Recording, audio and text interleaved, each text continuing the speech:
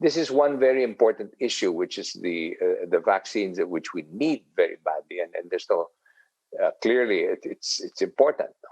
Now, what effect did that have? Of course, there was a lot of concern. Again, for lack of any other word, but more importantly, is it true? Are we going to have? Can you tell us what the plans are? And so I tried to explain it in the best way I could to many of our friends here in Washington, that this is really something that we need, and you need to help us on this one. Because if we are, in fact, really close allies, if you're going to help countries like Singapore and other countries like Vietnam, why not the Philippines? Yeah. And I think that message was made clear. Now, what's the effect of that one? Well, I think Secretary Galvez has a lot of good news to say. Moderna and Pfizer will be ready to supply the Philippines with as much as we can absorb on the vaccines. Now, I told Secretary Galvez the other day that what I need from him really is just tell me when you've signed the contract with them and when they told you they're going to deliver it. Then we'll start working backwards and trying to ask.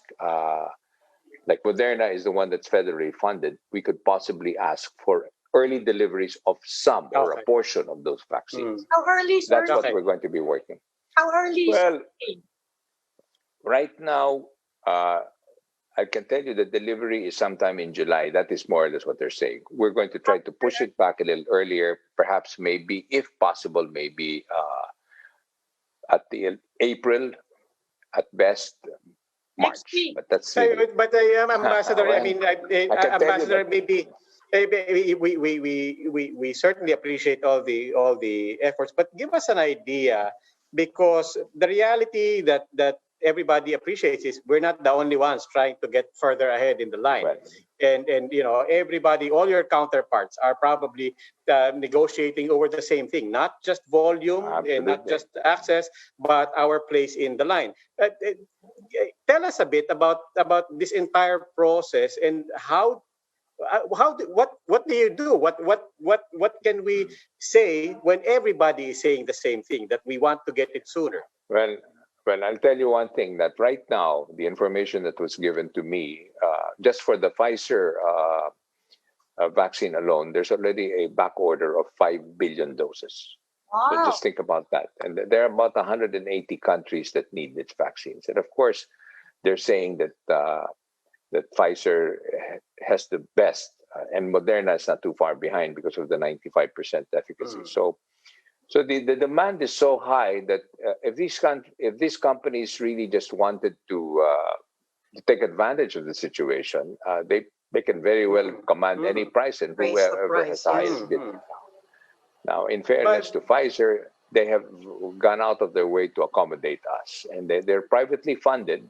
They have a presence in the Philippines. They've been around for a long time in the Philippines, and they're a 170-plus-year-old pharmaceutical company.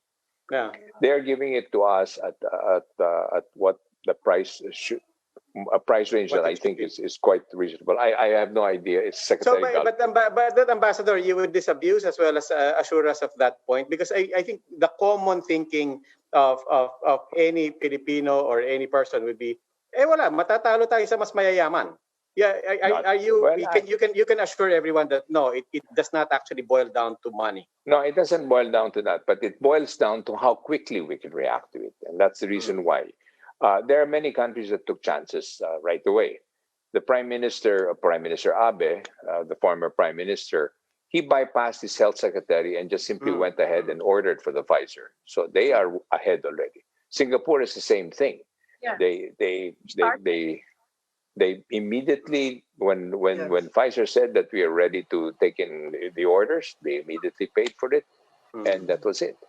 So it's really a question of how quickly we can. Now, I think in our case, we do have the resources. Secretary Dominguez has told me on many occasions. He says we have the money. But how quickly we can react now. This is where our problem really is, and that is the bureaucratic system that we have that I think is being addressed or has been addressed, that the president can now bypass now. It's the bidding process. the process. Did away with the FDA. I understand that it had 4 phases of how you can get the approvals. All of that has been sort of like scrapped, and now they're trying and look at that emergency use in other countries of this vaccine, like Pfizer and Moderna, can automatically be used as a basis for us to approve it. No, it's a sense of urgency. I think that's important to point out here, and that's what we're reacting to that now. Okay. But you know, Yes. we should take comfort in the fact that we are not going to be left sort of like in the lurch that we will not have any vaccine. We will have the vaccines. We will have enough vaccines by the middle of this year. Hopefully, we can get it earlier because we do need it early for many of the people who are working in the front lines. In fact, I even suggested that I really have this very. I feel very bad for many of the overseas workers who lost their jobs. But if as soon as they can get the vaccine, they can go back to work. Okay. So that's Well, really where it is. yeah. I have a lot of confidence that we and right now I'm very happy that Moderna and Pfizer have been talking to us and they're now in touch with Secretary Galvez, and I'm quite happy with Secretary Galvez because the people at Pfizer and Moderna have been telling me that they're very pleased with their negotiations with Secretary Galvez. So That's great. basically we're Yeah. in good hands, so to speak.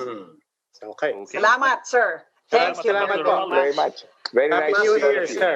Happy New Year. Happy New Year. I mean, nice to see you. You're in the office. Nice to see you at the Star. Give my regards to the rest of our friends there. I'm in the Star. Okay.